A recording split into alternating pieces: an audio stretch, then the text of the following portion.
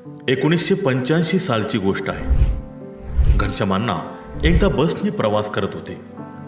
तो एक साधा प्रवास होता, परंतु प्रवासादरम्यान घडलेल्या घटनेने अण्णांच्या मनात खोलवर परिणाम केला आणि त्यांच्या कामगिरीने महाराष्ट्र राज्य परिवहन महामंडळातील वरिष्ठ अधिकाऱ्यांवर मोठा प्रभाव टाकला। त्या दिवशी हवामान देखील अनिश्चित होतं। अण्णांनी बसमध्ये बसताच बाहेरचं आभाळ काळवंडून आलं आणि काही वेळातच पावसाच्या धारा कोसळू लागल्या। पावसाचा जोर वाढताच बसच्या छतातून पाणी गळू लागलं।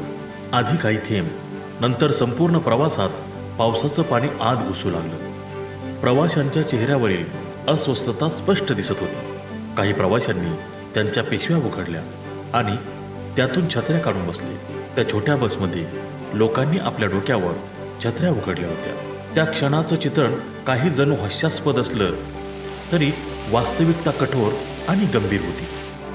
अण्णा, जे स्वतः एक अनुभवी पत्रकार होते, त्यांनी आपल्या कॅमेऱ्यात या परिस्थितीचा फोटो टिपला। हा फोटो त्या काळच्या समाजातील गैरव्यवस्थापनाचे आणि सरकारी सेवांच्या बेजबाबदारपणाचे प्रतीक होते। याच फोटोसोबत त्यांनी लेख लिहिला।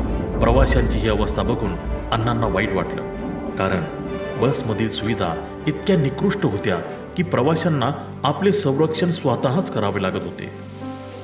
पाऊस थांबला नाही, परंतु प्रवाशांचा त्रास वाढत गेला।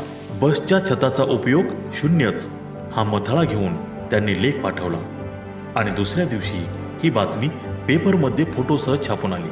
महामंडळाच्या वरिष्ठ अधिकाऱ्यांनी हे वृत्त वाचल्यानंतर श्रीगोंदा परिसरातील बस सेवेची स्थिती सुधारण्यासाठी प्रयत्न सुरू केले। काही दिवसाच्या आतच त्या परिसरात नवीन बस पाठवण्यात आल्या, तर जुन्या बस दुरुस्तीसाठी कार्यशाळेत पाठवण्यात आल्या। हा बदल तातडीने झाला आणि अण्णांच्या एका फोटो आणि लेखामुळे प्रवाशांच्या जीवनात लक्षणीय सुधारणा झाली।